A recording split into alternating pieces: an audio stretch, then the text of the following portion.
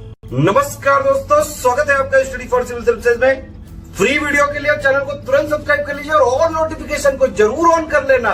हमारा फ्री वाला टेलीग्राम ये वाला ग्रुप जरूर से जरूर ज्वाइन कर लीजिएगा। नमस्कार विद्वान साथियों, मैं दुर्गे विश्वकर्मा स्वागत करता हूँ स्टडी फॉर एग्जाम्स में। दोस्तों, वीडियो शुरू करने से पहले मैं आपको बताना चाहता हूँ हमारे कई पेड ग्रुप चलते हैं। अगर आप इन पेड ग्रुप को लेना चाहते हो तो नीचे दिए गए नंबर पर कॉल कर जानकारी प्राप्त कर सकते हैं। तो जैसा कि आप लोग जानते हैं कि यह जो सीरीज है यह मुहावरे और उसके वाक्य प्रयोग की सीरीज है, जिसका यह दूसरा भाग है। तो आइए शुरू करते हैं आज का पहला मुहावरा। अगर मगर करना मुहावरे का जो अर्थ होता है टाल मटोल करना। मैंने आप लोगों के लिए एक वाक्य बनाया है। मैं रोज पढ़ने को कहता हूं और तुम अगर मगर करके टाल देते हो। आप लोग भी इसी प्रकार से कोई और भी वाक्य बना सकते हैं। आइए देखते हैं अगला मुहावरा। इतिश्री होना, इसका जो अर्थ होता है समाप्त होना। मैंने एक वाक्य बनाया, महात्मा बुद्ध जी की मृत्यु के साथ ही एक युग की इतिश्री हो गई। इसी प्रकार से आप लोग ऐसा भी बना सकते हैं, महात्मा गांधी की मृत्यु होने के साथ ही एक युग की इतिश्री हो गई। आइए देखते हैं अगला मुहावरा। उड़ती चिड़िया पहचानना। इस मुहावरे का जो अर्थ होगा भीतर की बात ताड़ लेना, मतलब जान लेना, भीतर की बात, अंदर की बात। इस मुहावरे का मैंने एक वाक्य प्रयोग बनाया है, मुझे धोखा देना आसान नहीं, मैं उड़ती चिड़िया पहचान लेता हूँ। इसी प्रकार से आप लोग भी वाक्य प्रयोग बना सकते हैं कुछ। आइए देखते हैं अगला मुहावरा। एक आंख से देखना। इस मुहावरे का जो अर्थ होगा समान भाव से देखना, सभी लोगों को एक समान भाव से देखना। इसका जो अर्थ होगा, इसका वाक्य प्रयोग आप लोग देख लीजिए। हमारे गुरुजी हम सभी छात्रों को एक आंख से देखते थे, अर्थात सभी को समान रूप से देखते थे। जो कमजोर है, जो गरीब है, सबको एक समान रूप से देखते थे। आइए कुछ और मुहावरा और उसके वाक्य प्रयोग देखते हैं हम लोग। ओखली में सिर देना। मुहावरे का जो अर्थ होगा खतरा मोल लेना। इसका एक वाक्य प्रयोग यहाँ बना हुआ है।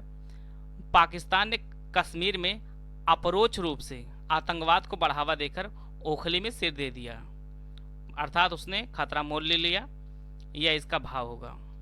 इसी प्रकार से हम लोग अगला मुहावरा देखते हैं। कच्चा चिट्ठा खोलना।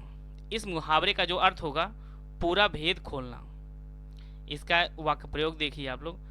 घोटाले में अपना हिस्सा ना पाने पर बाबू ने सारा चिट्ठा खोल दिया। यह एक वाक्य प्रयोग है। इसी प्रकार से आप लोग किसी का नाम डाल सकते हैं कि घोटाले में अपना हिस्सा ना पाकर राम बाबू ने सारा चिट्ठा खोल दिया। इस प्रकार से बहुत से वाक्य प्रयोग आप लोग बना सकते हैं। इसका आप लोग ध्यान दीजिएगा कि जो भी वाक्य आपको लिखना है वो एक प्रभावपूर्ण वाक्य ही लिखना है और समाज में एक दर्पण के रूप में वह कार्य करे। आइए अगला मुहावरा हम लोग देखते हैं। खटाई में पड़ना। इस मुहावरे का जो अर्थ होगा काम का टल जाना। इसका एक वाक्य प्रयोग है, आप लोग देखिए, जो वर्तमान घटना संबंधित है। कोरोना के प्रभाव से सरकार की सारी योजनाएं खटाई में पड़ गई हैं, अर्थात सारे काम को टाला जा रहा है। जैसे सारी परीक्षाएं हैं उनको टाली जा रही हैं, ये है। आइए अगला मुहावरा हम लोग देखते हैं। गुदड़ी में लाल।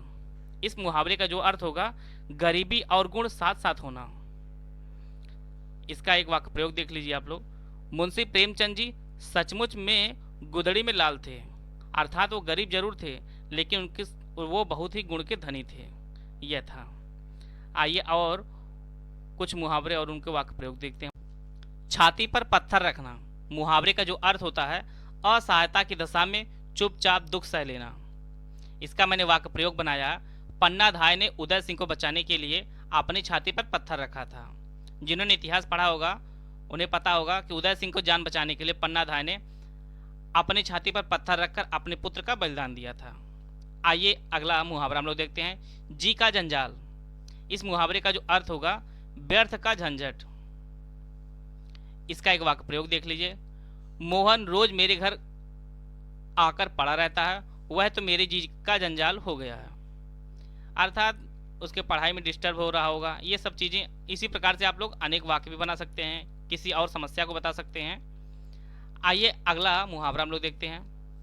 टका सा मुंह लेकर रह जाना। इस मुहावरे का जो अर्थ होगा लज्जित होना।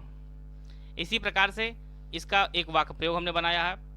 अपनी पोल पट्टी खुलते देख वह टकासा मुंह लेकर रह गया।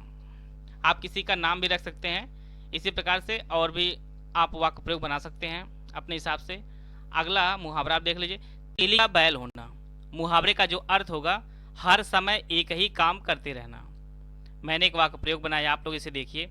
सफलता प्राप्त करने के लिए छात्रों को तेली का बैल होना चाहिए।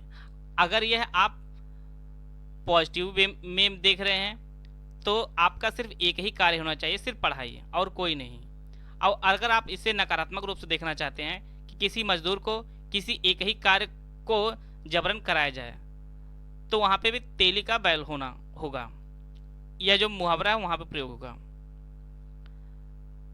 स्टेट पीसीएस और यूपीएससी से परीक्षाओं को पास करने के लिए घंटे 2 घंटे पढ़ने से कुछ नहीं होगा। वहाँ पे आप लोगों को तेली का बैल होना ही पड़ेगा। अर्थात आपको सिर्फ एक कार्य होना चाहिए, सिर्फ पढ़ाई और कोई कार्य नहीं। आइए अगला मुहावरा हम लोग देखते हैं। आंख का तारा। मुहावरे का जो अर्थ होगा, बहुत प्रिय। इसका वाक्य प्रयोग देखिए आप लोग। राजू अपने माता पिता के आंख का तारा है। तो माता पिता के आंख का तारा सभी लड़के होते हैं। आप लोग किसी और का भी नाम डाल सकते हैं। इसी प्रकार से अगला मुहावरा हम लोग देखते हैं, अंडे का शहजादा। इस मुहावरे का जो अर्थ होगा, अनुभवहीन। इसका वाक्य प्रयोग है हमने बनाया एक, वह क्या सिखाएगा जो खुद ही अंडे का शहजादा है। इसी प्रकार से आप लोग भी कुछ और बना सकते हैं। अगला हम लोग मुहावरा देखते हैं, कलम का धनी। मुहावरे का जो अर्थ होगा, अच्छा लेखक। एक वाक्य प्रयोग आप लोग देखिए, जयशंकर प्रसाद कलम के धनी थे। आप लोग जानते हैं जयशंकर प्रसाद जी हिंदी के विभिन्न क्षेत्रों में बहुत सारी रचनाएं की है। तो आप कह सकते हैं जयशंकर प्रसाद कलम के धनी थे। अगला मुहावरा आप लोग देखिए, घड़ों पानी पड़ जाना। इस मुहावरे का जो अर्थ होता है, पर्याप्त शर्मिंदा होना। इसका एक वाक्य प्रयोग देखिए आप लोग, दफ्तर में घूस लेते हुए पकड़े जाने के बाद सुरेश पर घड़ों पानी पड़ गया। इस प्रकार से आप किसी और का भी नाम डाल सकते हैं और कुछ और भी आप लोग वाक्य प्रयोग बना सकते हैं। आइए कुछ और मुहावरा और उनके प्रयोग देखते हैं हम लोग। चेहरे पर हवाइयाँ उड़ना। इसका जो अर्थ होगा, डर से घबराना। इसका वाक्य प्रयोग देखिए आप लोग, कोरोना की पॉजिटिव रिपोर्ट देखते ही उसके चेहरे पर हवाइयाँ उड़ने लगी। मतलब आदमी डर से घबरा गया। आइए अगला जो मुहावरा हम लोग देखते हैं, नाक का बाल होना। अर्थात सर्वाधिक प्रिय होना इसका अर्थ होगा। इसका वाक्य प्रयोग देख लीजिए, विराट कोहली टीम इंडिया के नाक के बाल हैं। तो वास्तव में वो सर्वाधिक प्रिय खिलाड़ी हैं क्रिकेट के, भारतीय। इसी प्रकार से आप लोग अनेक वाक्य अपने हिसाब से बना सकते हैं। वीडियो अगर आपको अच्छी लगे तो आप लाइक कर सकते हैं। चैनल को सब्सक्राइब कर लीजिए।